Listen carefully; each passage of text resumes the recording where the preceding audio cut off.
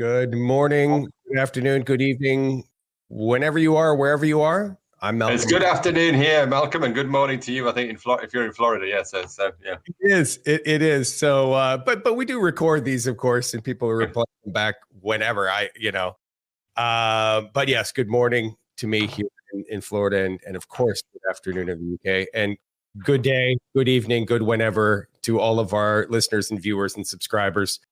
I'm Malcolm. I'm the host of CDO Matters podcast, and joined today by the esteemed Eddie Short. Esteemed Eddie Short, yeah. Well, yes. Thank you. Yeah.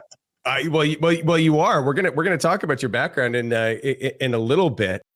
But I mean, I've known you, Eddie, for probably 2 years now. We trade a lot of content on LinkedIn. We comment on each other's posts. I think we've had a couple of one-on-one sessions in the past.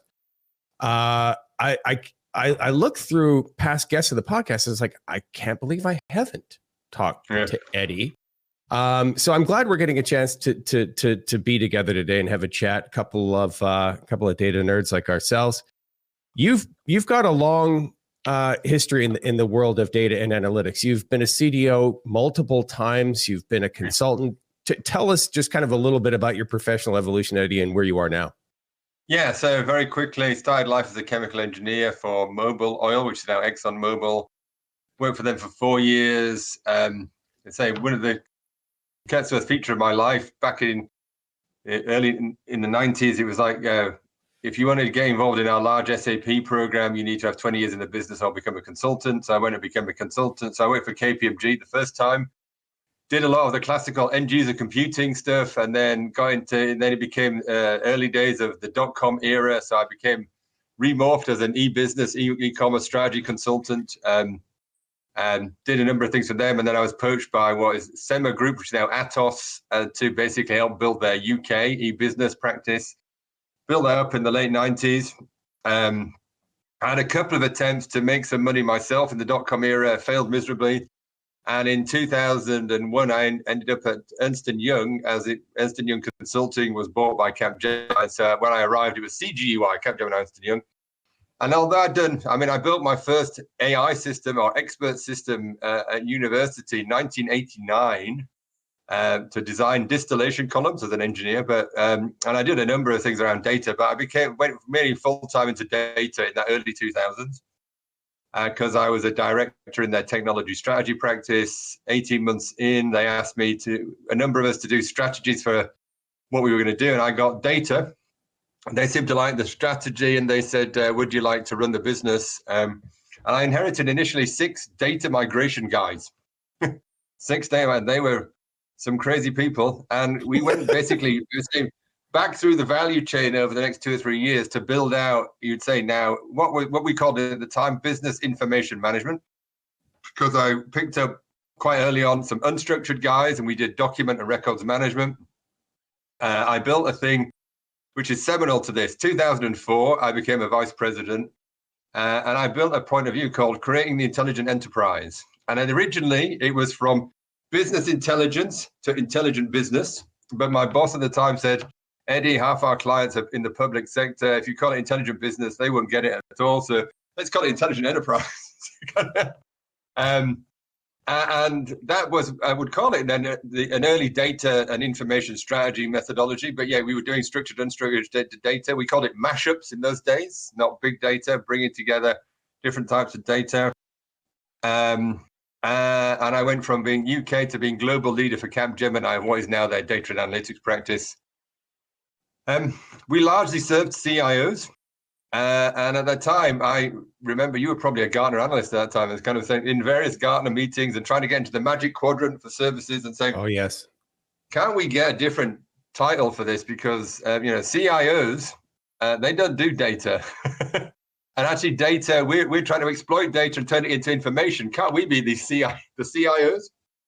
Of course, that was a futile conversation, but I didn't really like working for CIOs. And at the time, they weren't making it. It was kind of a virtual global practice. It wasn't a global business. So at that point, I was approached, and that became my first global, what you call it now, CDO role. But I went to British American Tobacco, Never smoked in my life. Commonly grew up with people who smoked, but never smoked in my life. But it was one of the top 10 companies in the UK. And I joined what was then called Business Services, and I helped them to build a global business. They were a classic multinational with lots of reporting, and the only thing they had really centrally was a Hyperion financial management system. Oh, I know it well.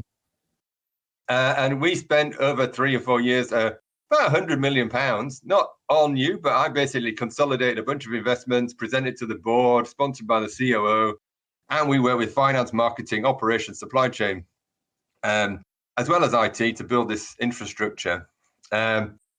I remember that little SAP thing, so we did great things, and our global CFO at the time said, we want to do global SAP. We actually had 7 instances. And I said to him in a classic Eddie way, why do you want to do that? What's the benefit? And he said, well, everybody else is doing global SAP. By the way, they still are. They still are. I had many conversations last week at the Gartner event in London where that is still a thing. It's still a huge focus. Consultants making bags of money on SAP consolidations. And I'll just pause for breath there. There's kind of 2 things. In that journey, so at the time this program was priced at 500 million. I said we can do to the CFO. I said we can do everything you want if we just basically extend what we've done on the BI data program. Not the answer they wanted to hear. And I went over to Waldorf, headquarters of SAP, and gave them the benefit of my wisdom, which was, why is this HANA thing at the back end of everything? Because at the time, I kind of get to this point, all of us data guys are sitting there at the exhaust of everything to do with process. And we're picking up all this exhaust stuff. And effectively, as we spend tens, if not hundreds of millions, we're now cloud-based systems, actually reassembling that exhaust data to tell you what happened. But going back to my old enough days, when I first was taught about computers, it was input, process, output. And actually, input is data. But nobody was thinking about input data, and kind of that became part of this intelligent enterprise concept of kind of how do you make the data part of the input to become, I would call it predictive by design. How much what you described though, how much of what you described as data as exhaust is really because of the dominance of ERP in the manufacturing space? And the tendency to look at data through a manufacturing lens, a pipeline lens, this linear begin and end. Yeah, well, exactly that, Malcolm. I think you're spot on. But what my construct was about intelligent enterprise was, say it's people, process, technology, but it was simply, actually, it's really process defines technology. People are the business case. How many people can we save? And data is kind of the forgotten child, which at the end, it's like, shit, we need some reports to tell us what's going on. And it's kind of like bolt that in at the end. But that was kind of this process.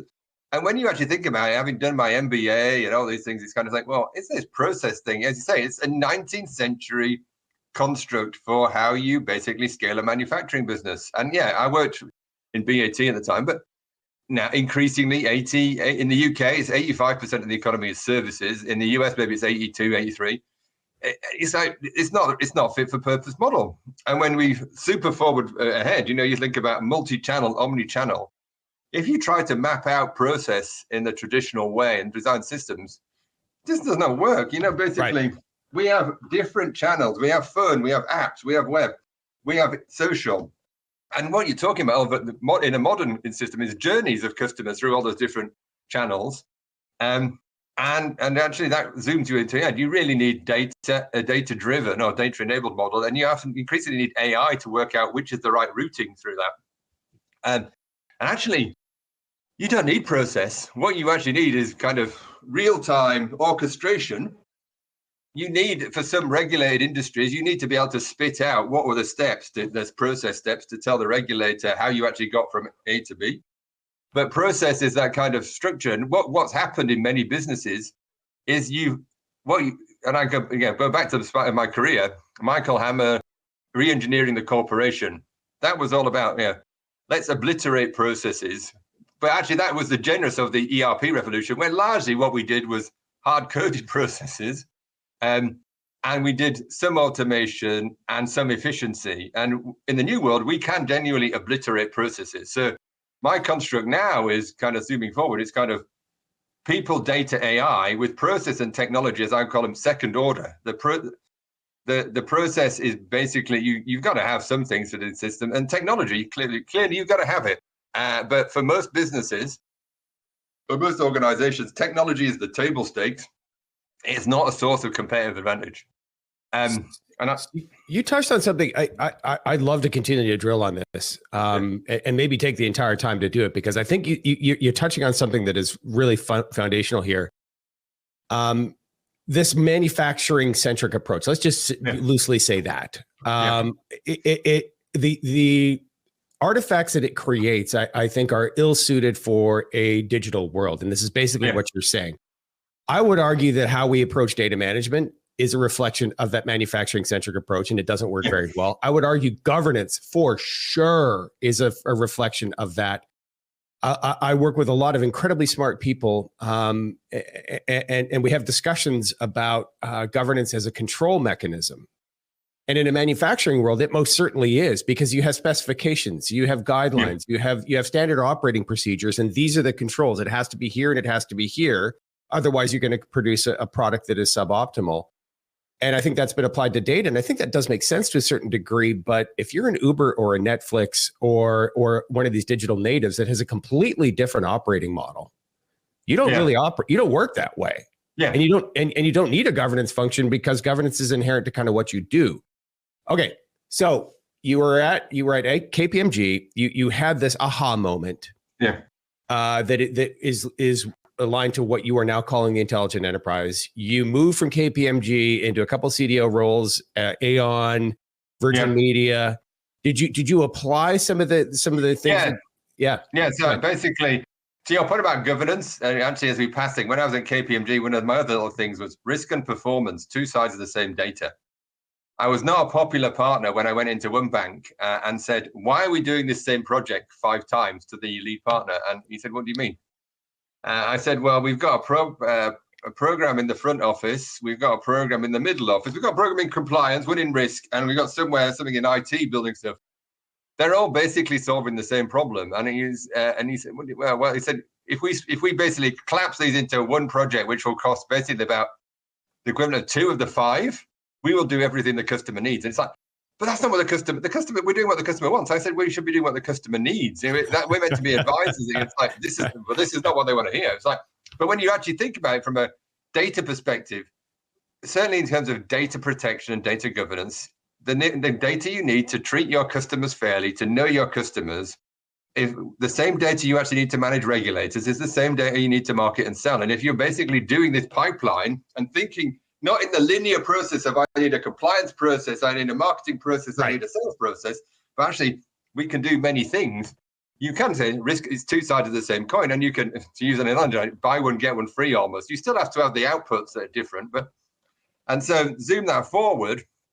I took that to Aon, where I redesigned their data business. I was the CDO for Aon Hewitt, which was the people data, people analytics. So I was at the vanguard of the creation of people analytics in 2015, 2016.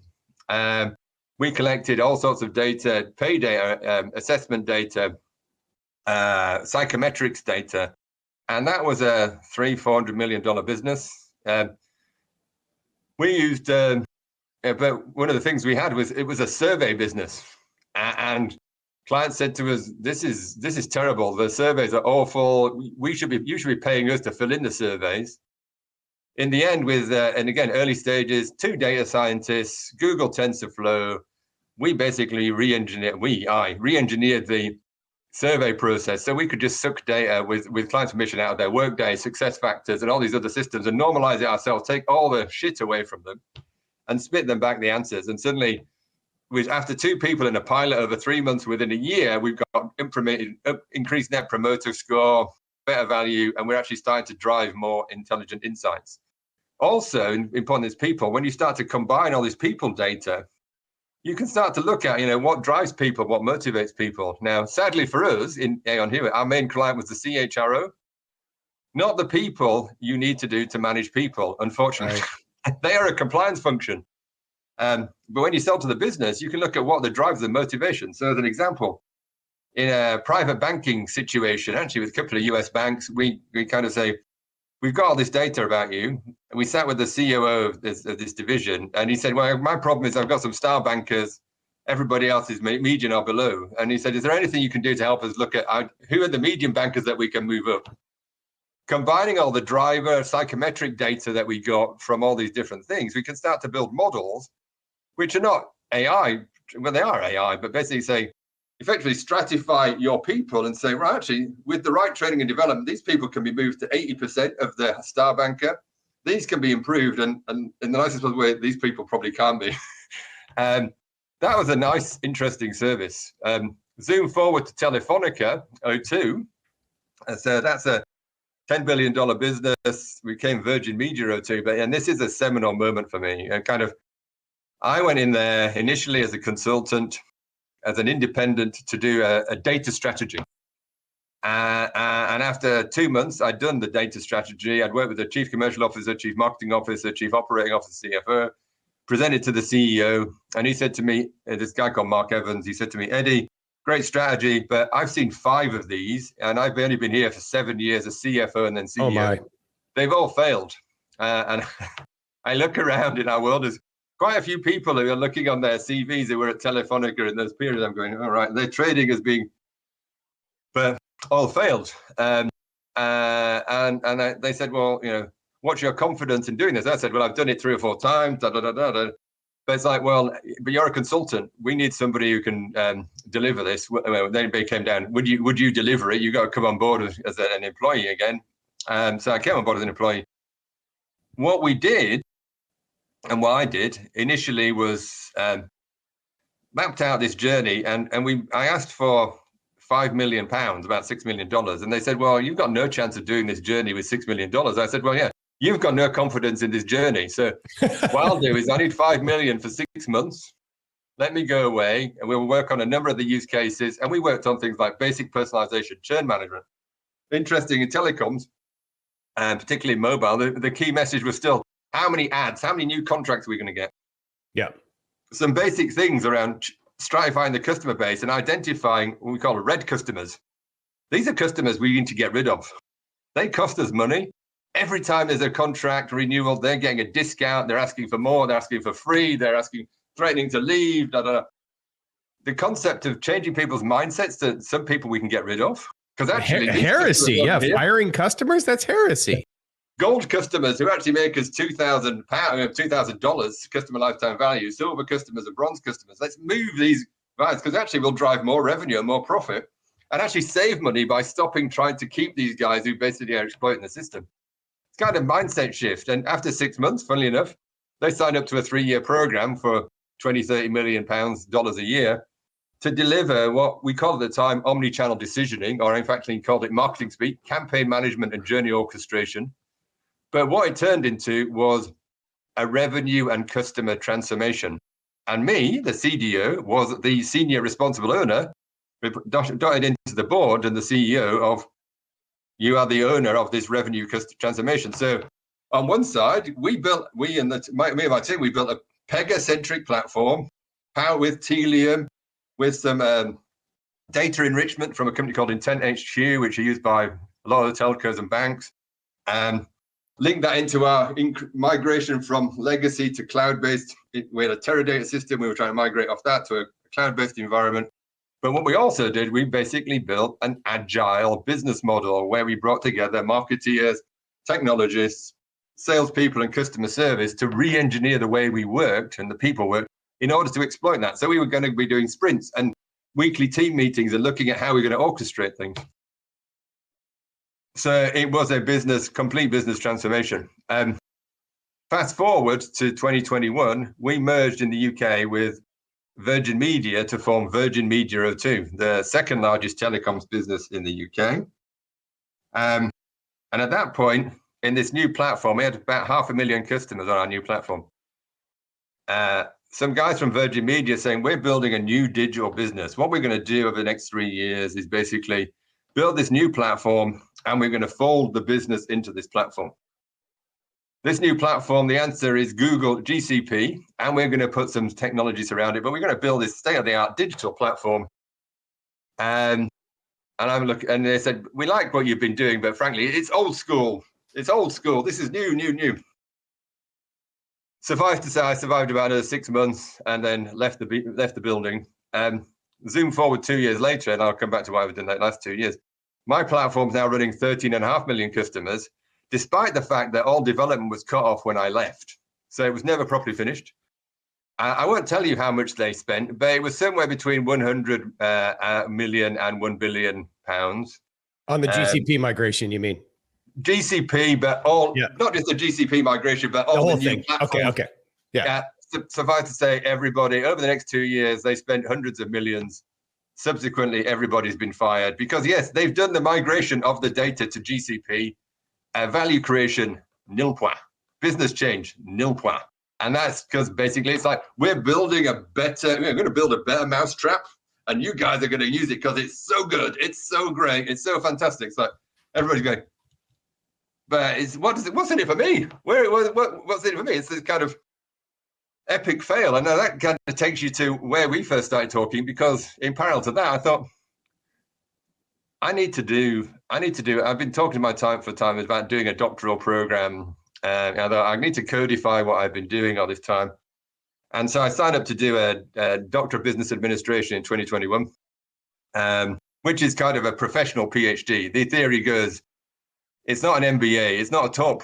They spend a year teaching you to be a researcher, but you're really what they're trying to do is combine. You've got 25 years of business experience. We want to bolt on, effectively half the research that you would do in a PhD, but bring that professional and research thing together to give you a PhD level, but a more practical view of that. And I started to look at the exam question of how do you deliver sustained, and I added in then sustained and sustainable, so you can complete the ESG, green circular economy piece, competitive advantage with data analytics and AI. I add in AI, but then really I describe AI as just sophisticated analytics. So it's kind of data analytics. Completely agree, by the way. And I'm looking at that, and so day one, they start saying this is what teacher research. I'm starting looking for all the research papers, and I'm looking for all the luminaries that we know, and I'm not going to name.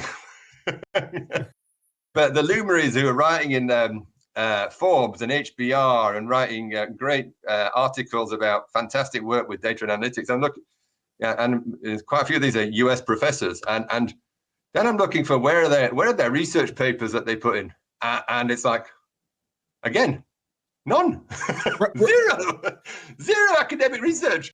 I was like, this is kind of like doesn't compute. I'm going, and what I found is that the people who've done actually the academic research are mainly actually in Europe and in Asia. And there's still not an awful lot, because when you've been in the analyst space, the number of real definitive pieces of how much value you create with data is pretty appalling, given how long we've been doing this. It's still, but there is some research, and what research there is based on centrally a thing called resource-based theory, which is a strategic theory, kind of an alter ego to everybody knows Michael Porter's competitive strategy and 5 forces and value chain, kind of externally facing, the environment you find yourselves, your power of customers, suppliers, etc. Resource-based theory developed in the US really in the 80s and 90s. It's about how do you build a competitive capability inside, what resource-based theory says, for something to be a real competitive advantage to you, it's got to be valuable. Well, no-brainer. It's got to be rare. It means, kind of different to what other people have got to be done. And then the flip side of rare, it's got to be inimitable, difficult to copy. And then fundamentally, it's got to be embedded in the organization. So, and when I look at all the people trying to change businesses, and I've given you my Virgin Media 2 they're focusing on, in the nicest possible, in data and AI, GCP and other technologies, which are neither rare nor difficult to copy. So you've got to have the technology, as I said, you've got to have it, but you've got rare and difficult to copy. You've got to focus on the value and embed it in the organization. So you see in that example, no embedding in the organization, a massive organizational resistance. So lots of expenditure here, no benefit. And then there are some other theories that we can come into, but it's kind of like looking at that as a basis. And so I'm looking and then say, well, when you do research, we're talking about what we talk about day to day, big problems. But when you're trying to get a doctoral thesis signed off, you have to solve a narrow problem. So yours truly then works on the basis of, okay, this resource-based theory, they've done all these things, right? What haven't they looked at? And they hadn't looked at the role of a CDO in this. They basically looked at, what data do people have? How much money do they get? What's the culture? Because they're data literacy. But they hadn't actually looked at the roles and responsibility contribution of the CDO. So that's the bit that I took on. And I started the research in anger last year. And I conducted some surveys with the support of the Data Leaders Group, nice international data organization. We got about 100 CDOs to fill it in. And then the results came in, which was a bit like what you went to see, that yes, we can start to see strong correlation between data analytics and AI and company performance. And then you actually look at, there isn't a lot of positive correlation between the contribution of CDOs and positive company performance in that model. We're just not hitting the bars because too many of us are focusing on the VM question of the data pipelines, data mesh, data tools, which again, as I'm saying, you have to have, but they're not focusing, as we've seen on debates. Half of them can't even describe what the value is. I mean, my question to you guys is like, why don't you just quit? Because if you can't describe the value of what you're doing, you shouldn't be in the job. And they're not doing anything on the organization. And that's basically why we're failing. Well, gosh. Okay. So much to unpack there. So much to unpack. My first really meaningful question would be, did you ever meet Sir Richard?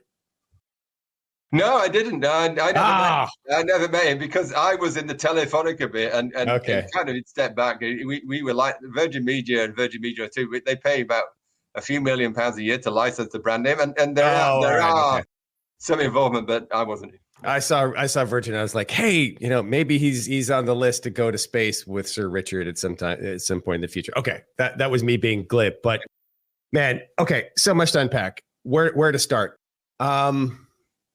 But the GCP field of dreams at a previous employer, and we don't need to pick on the previous employer because there are plenty of examples. I've had multiple guests on this podcast who've explained the exact same scenario. Renee Lottie, who was the CDO of Hitachi Vantara, explained the exact same thing, shared the exact same anecdote. I've had other conversations with other CDOs where they've said the exact same thing, where they have tried the field of dreams, spent literally hundreds of millions of dollars to get to the exact same point that you just previously described.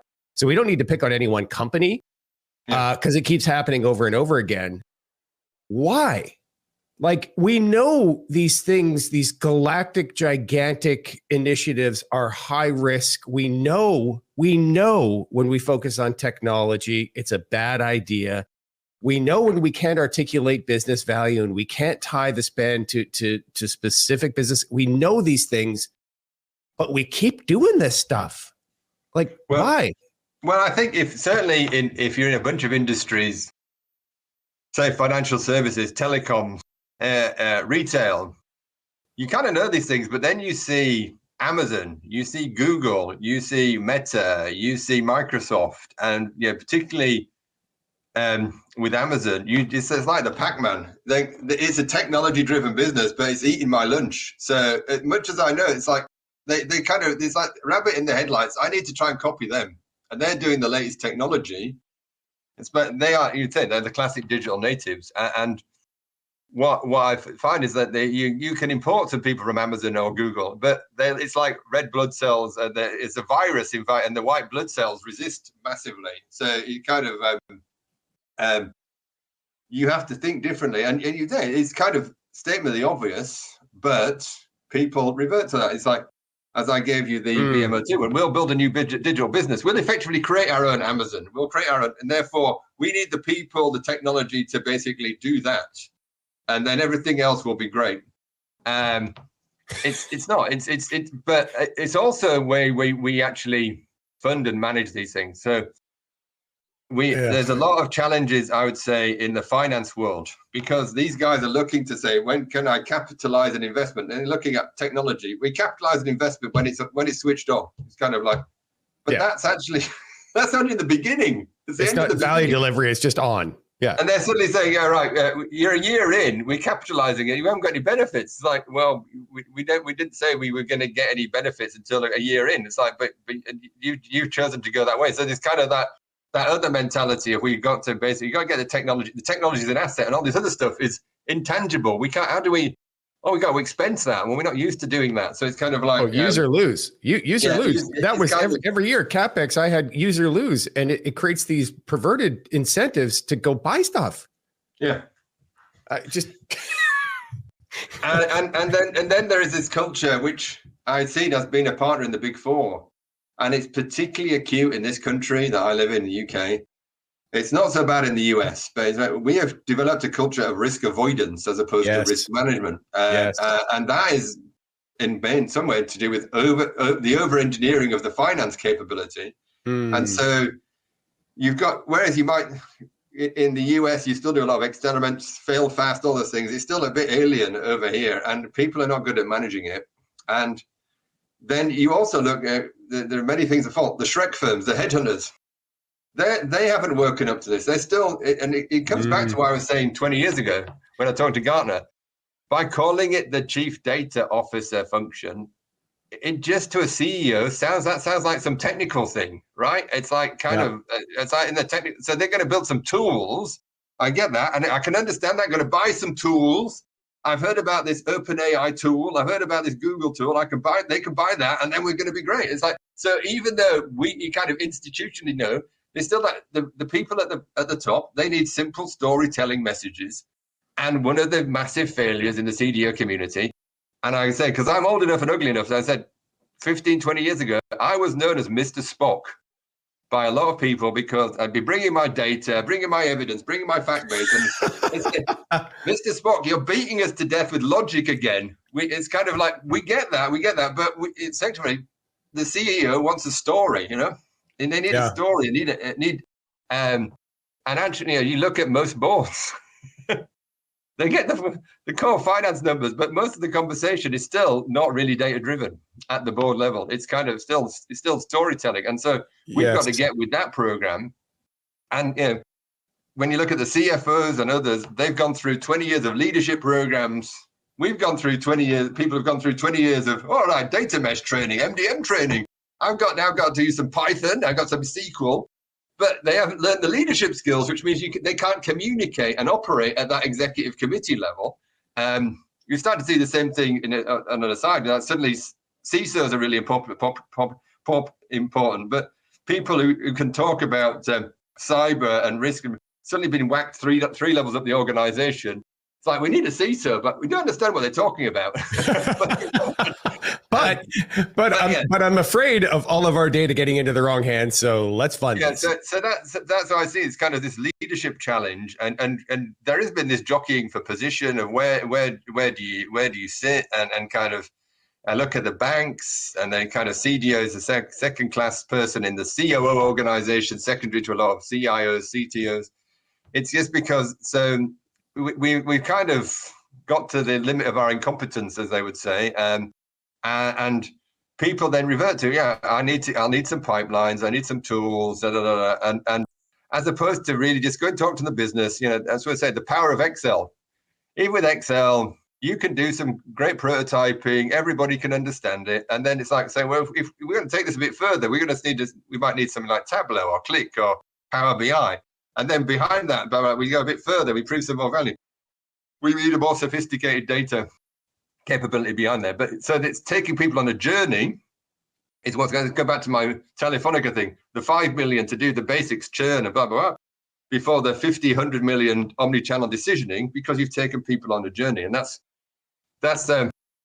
all those things. I kind of just call it's kind of management 101, leadership training, development, and we're just missing that from a lot of the people in our world. And so I then come back to try to codify that in a doctorate, which is hard because I want to solve big problems. But then, as you probably touched on, I then created one. So how do you do this? And I've created 7 habits of. I think I called it originally the highly effective CDO, stolen with pride from Stephen Covey. But I called it 7 habits of the highly effective data analytics and data-enabled AI-powered business. So it's kind of, because you're trying to say, capabilities that you need to develop, and they're not, I need to be this, that, and that other AI or this data tool, but it's the capabilities that, and that goes back to my research and just say things that the business leaderships will understand. So let's go back to something you said a while back. You've been using the phrase data driven, and as it goes, I'm fine with that. As a kind of a pithy marketing kitschy, I get it, right? I think I understand the underlying meaning of using data to make decisions, and I'm okay with it.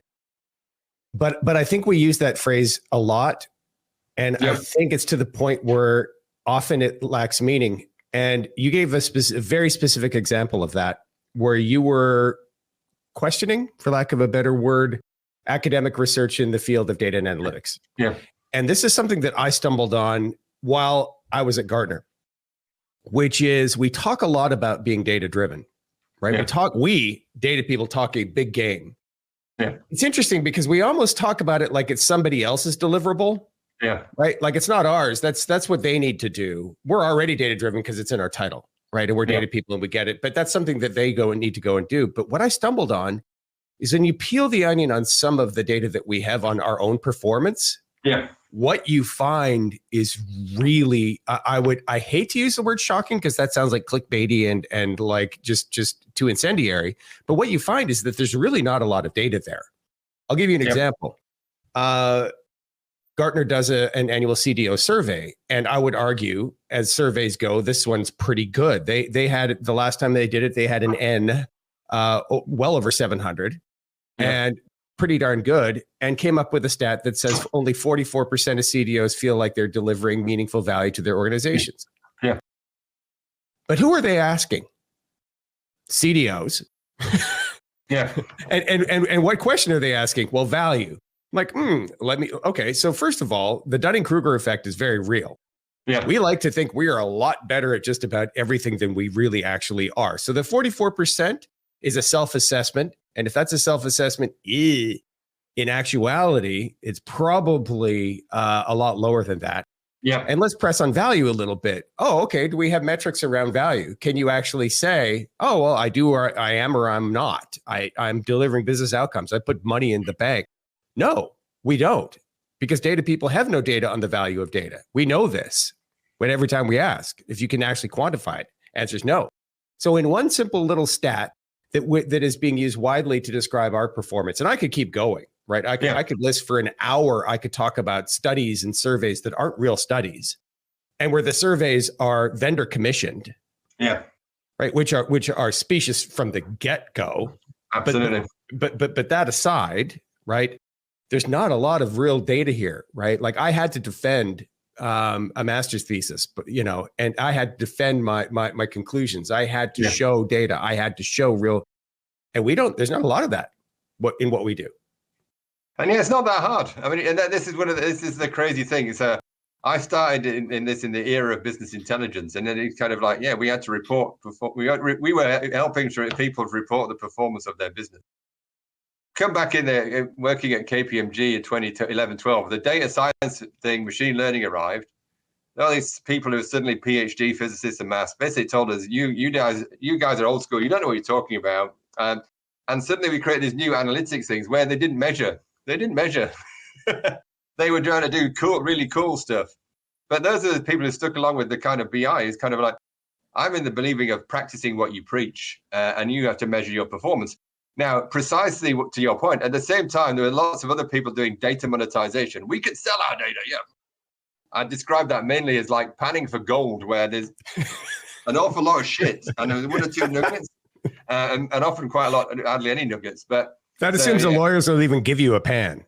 That assumes your lawyers will even give you a pan. But lots of people spend a lot of money trying to monetize, sell data. But I look at this leadership thing, and I'll give you the thing which we did at Telefonica, and I just do consistently, which is, you sit down as a leader with other leaders and you say, right, okay, we want to do this personalization solution. We want to do this supply chain solution. We want to do this financial solution, right? You can't do this without me. I'm working with you. We're working together. Our teams are working together. We get a combined business case, and then we have a leadership discussion. Are you 30% of this, 70% of this, 60% of this? But you get a leader's agreement. You rock up to the CFO and say, we're going to deliver 20 million a year per annum annualized to the bottom line.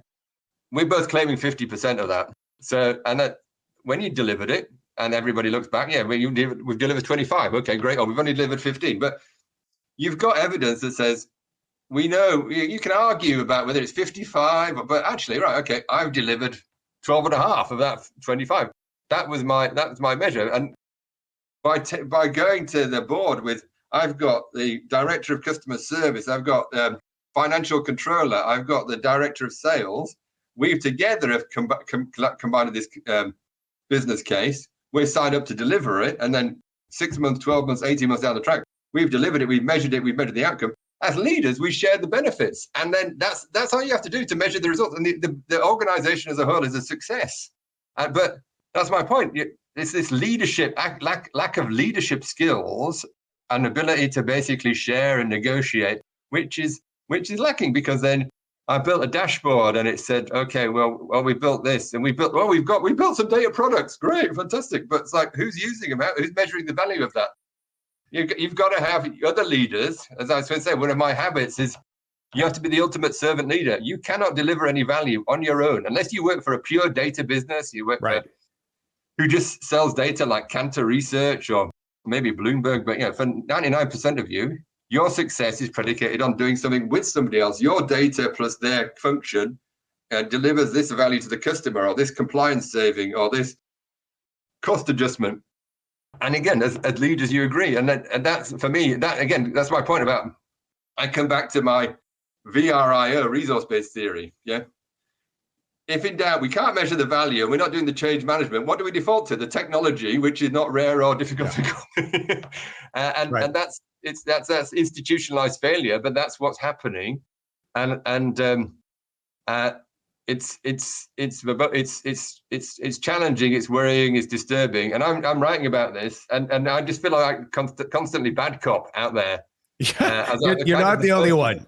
You're not alone. People are afraid to ask for help. I mean, I think I'm just here. I'm now back to being an independent. I've got a lot of gray hair. I'm here to help the C-level. That includes the CEOs, but also includes CIOs and CDOs with how do you drive performance with data and analytics. I'm not going to be your guru on Python. I'm not going to be your guru on the subtle nuances of whether GPT-4o is better than Gemini 1.5. But I kind of understand all that stuff. But it's really, how do you get that value and the organizationally embedded? You guys have got the technology bit coming out of you, but I'm going to challenge it because I understand all that. But it's bringing it all together, which is really where what we've got to make a difference on. Because fundamentally, we're in this I would call it a crossing the Grand Canyon moment. We had Jeffrey Moore crossing the chasm. I look at what's happening out there right now, the level of volatility, uncertainty, complexity in the world, uncertainty, wars, interest rates, economics. Then you add in the sustainability, green, net zero agenda. And then you add on top of that the technology, but particularly AI and generative AI. And my simple expression is that most chief executives cannot cross this chasm alone. They need support. They need assistance. They're not getting it from a lot of strat firms. It's not about PowerPointing this to death. It's about people who can actually help you build the bridge and actually help you get across the bridge. And that's what I'm about in trying to help people, is bringing all that experience, but with some research and being that person who just says counterintuitively that doesn't work, and just standing up. And I'll give you I know we're running out of time, but my when we'd merged together as VMO2, my former boss Mark Evans didn't become the CEO. He stood down, and the guy from VM got the CEO role. And Mark said to me, he said, "Eddie, I really appreciated working with you because you were the only person in my leadership team who ever told me I was wrong."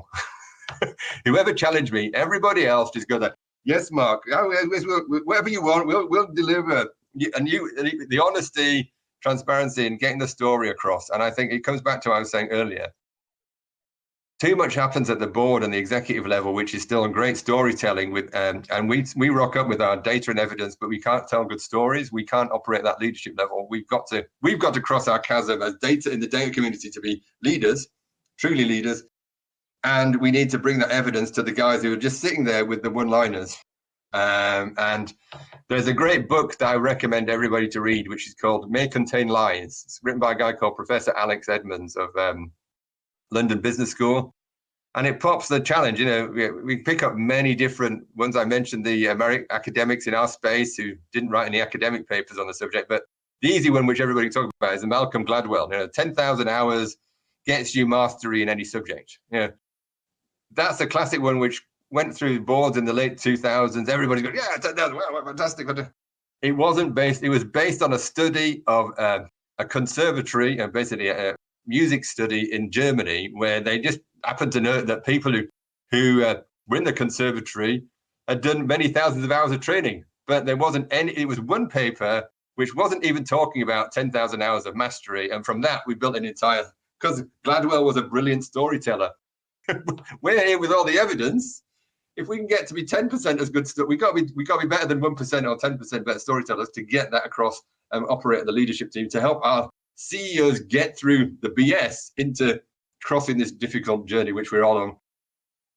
It is mind-boggling to me how one isolated data point from one survey. This is kind of something that I've been telling a lot through the perspective of data literacy. One survey, one data point, and a handful of incredibly effective storytellers can be the genesis of a trend, right? A hype-worthy thing, a shiny object that makes us look over here. Whether and I'm not saying this is always the case, but there are plenty of trends. There are plenty of hype stories in our space. And the story that you're telling is circle back to value, business value, measure what you are managing, be a leader, be brave, be willing to take some risks, buck the status quo. The things that we've been doing aren't working. Status quo, same old, same old. These manufacturing line approaches to everything that we're doing, not working. Eddie, I love it. You're not alone. I'm telling the same stories out there. I know there are others like us that are telling these stories. Where can people reach you to get more information? So they can reach me on LinkedIn, which is I'm Eddie Short, or LinkedIn in Eddie S. They can get me at my new venture, which is Intelligent Enterprise Partners. So I'm Eddie, EDDIE, at ie-partners.co.uk. Or they can look at our website, which is iepartners.co.uk. And if you you can also find what I'm doing on research through Aston University, which is a UK university where I'm doing my doctoral program. But you'll see my blog on LinkedIn, which is called the Intelligent Enterprise Blog. And there you'll see. So follow me on LinkedIn, drop me an email. I'm happy to basically speak to anybody and everybody about the challenges of basically, as you say, driving value and transformation in the world of an AI-powered, data-enabled world. Wonderful. Good stuff. Eddie, thank you so much for your time. We are on the cusp of a bank holiday long weekend for the UK and Memorial Day here in the US. So happy long weekend to us all. Of course, this episode will air long after that, but we're all in good moods because of the weekend coming. Thank you so much for your time. Really appreciate it. Your insights, awesome stuff. To all of our listeners, if you are not subscribed to the CDO Matters podcast, we'd be thrilled if you joined our growing community of data practitioners, data leaders, data managers, data stewards, data governors, you name it. Please subscribe. We will check you out on another episode of CDO Matters podcast sometime very, very soon. Thanks all. Thanks, Eddie. Thank you. Thank you, Malcolm.